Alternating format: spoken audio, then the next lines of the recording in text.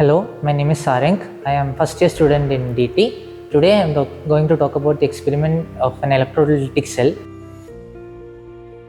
made using copper sulfate solution and zinc sulfate solution, where copper is the cathode and zinc is the anode. We are using an organic salt bridge made using a leaf to connect the solution. The multimeter reading shown here is about 0.76.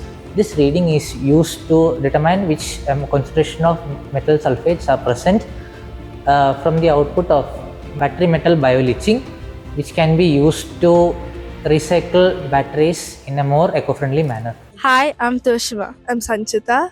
Hi, I'm Harshita. Hi, I'm Naina. And we built a device where we can hear sounds from plants.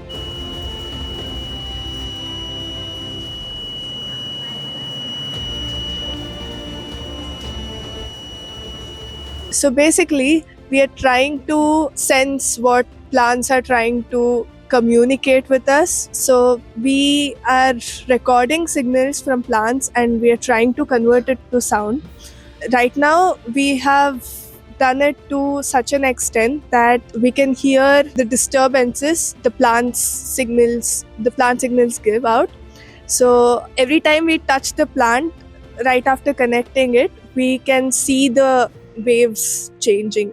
So this is basically what our project is about. So, how this thing works is basically the plant doesn't make exact sounds. It's just the electric impulses or the signals that passes through the veins or basically the vessels inside the plants. So it's basically the ions, the electrolyte movements that basically gives us the voltage differences between these vessels. That's how we get these signals, and that's how these waves are formed. So there are several factors that affects these waves, like osmosis. So even if we slightly touch it, we can clearly see a huge difference in the wave pattern they form. So in our device, we basically have three components, where one is we have using a ESP, which is a microcontroller, which is connected to the LED, to the buzzer, and to the plants. These three connections, so the LED and the buzzer, are used to visualize the signals of the plants that we are receiving and the disturbance that we are creating. We use resistors so that not to burn the plants, and also resistors so that not to burst the LEDs. We can see visually from the LED that we have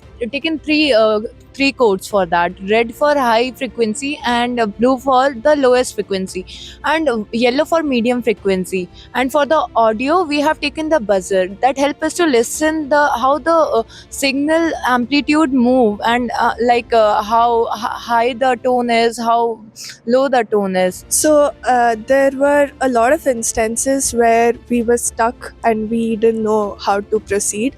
So during that time, both Santan sir as well as Jitin sir helped us figure out how to sort of, whether it was about connections or it was about the code.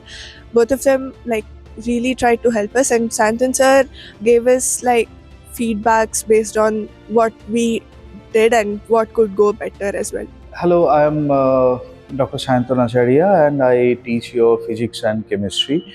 So in this sprint, as we follow, experimental project-based learning pedagogy here, and we have two fantastic projects where we're actually trying to connect whatever lessons we learned from nature and how can we incorporate these two learning lessons in scientific experiments.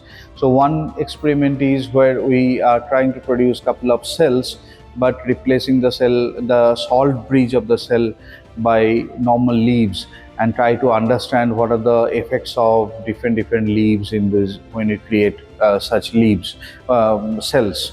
The second project is where we are trying to actually communicate with the trees, and communicate means when you touch a tree, when you try to hurt a tree, we can increase the temperature, presence and absence of sunlight, how the tree react, how the tree can communicate with us. Can we have an audio-visual representation of that? That's our second project.